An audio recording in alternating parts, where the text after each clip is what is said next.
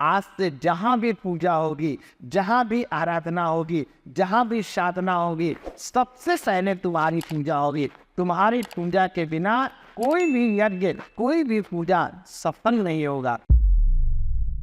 जो चीज़ आपके लिए इम्पोर्टेंट है उसकी शुरुआत हो तो उसके लिए गणेश जी की पूजा करी जाए। अब ये तो हम सुनते आ रहे हैं कि गणेश जी के साथ चीज़ों की शुरुआत होनी चाहिए, पर अगर हम बात करें कि ऐसा क्यों होता है, गणेश जी के साथ क्यों शुरुआत की जाए, गणेश जी की पूजा सबसे पहले क्यों की जाती है, क्यों करते हैं लोग, क्यों करना चाहिए, इसके पीछे का क्या लॉजिक है, किन चीज़ों का ध्यान रखना चाहिए, अगर आप इसके बारे में कुछ बता सकें हमें। बहुत सुंदर प्रश्न है आपका, और आज के मॉडर्न युग में आपने ये बहुत अच्छा विषय लेकर के आया है। इसके लिए मैं आपको बहुत बहुत साधुवाद देता हूँ। बहुत अच्छा विषय है। सर्वप्रथम सभी दर्शकों भगवान गणपति जी की आराधना करें और पूजन करें, और जितने भी कार्य हैं, क्योंकि इनको कहा गया है विघ्न विनाशक, सभी प्रकार के विघ्न व्याधियों को दूर करने वाले हैं भगवान गणपति। लंबोदरणमस्तुभ्यम शतकम मोदक प्रियम निर्विघ्नं कुरु मे देवा सर्व कार्येषु सर्वदा। हे भगवान विघ्न विनाशक गणपति, हम जो कार्य करने जा रहे हैं उसमें जितने प्रकार के विघ्न व्याधि बाधाएं अगर कोई आ रही है तो आप यहाँ विराजित रह करके वह सभी विघ्न व्याधि बाधाओं को दूर कर दें। ये प्रारंभ कब से हुई? आपने एक कथा सुनी होगी कि एक बार जो है भगवान शंकर ने अपने दोनों पुत्रों को बुलाया।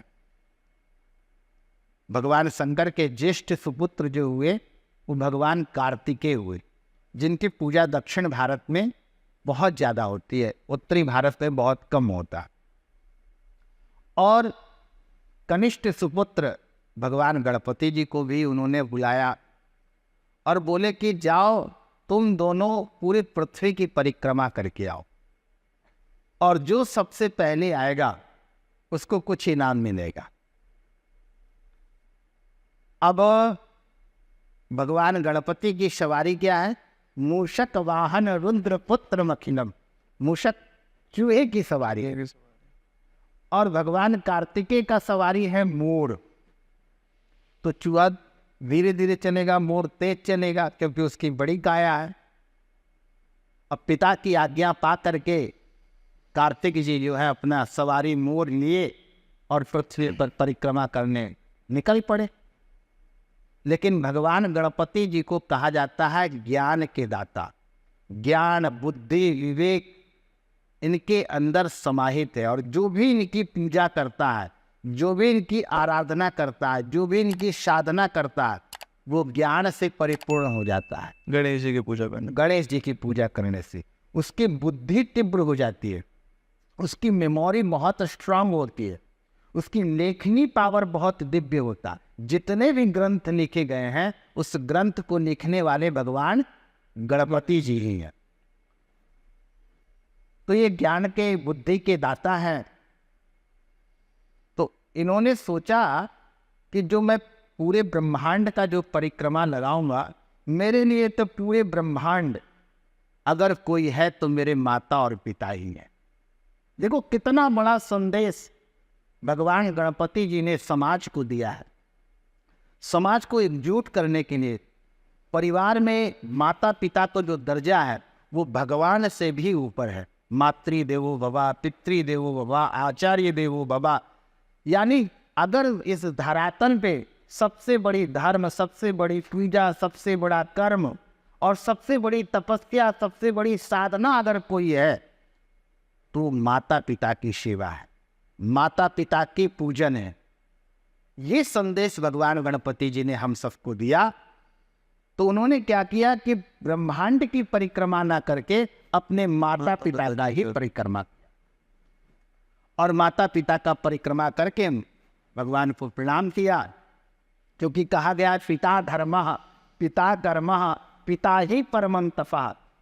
यानी पिता ही धर्म है, पिता ही कर्म है, और पिता ही सबसे बड़ा, माता पिता ही सबसे बड़ा तप है।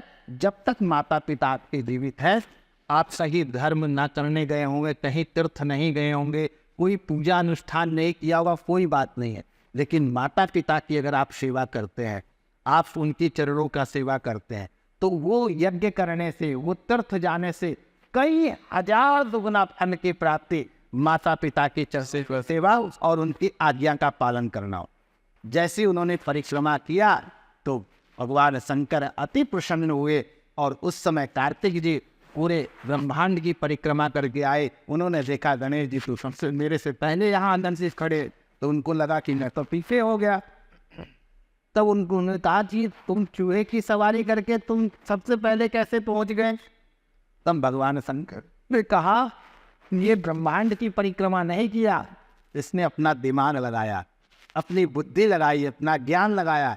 ये पूरा ब्रह्मांड अगर किसी में समाहित है तो माता पिता में ही समाहित है, इसलिए ब्रह्मांड की परिक्रमा ना लगा करके माता पिता की परिक्रमा लगा करके खुद से पहले पहुंच गया। उसी समय भगवान शंकर ने भगवान गणपति जी को आशीर्वाद दिया कि जाओ, आज से जहाँ भी पूजा होगी, जहाँ भी आराधना होगी, जहाँ भी साधना होगी, सबसे पहले तुम्हारी पूजा होगी। तुम्हारी पूजा के बिना कोई भी यज्ञ, कोई भी पूजा सफल नहीं होगा।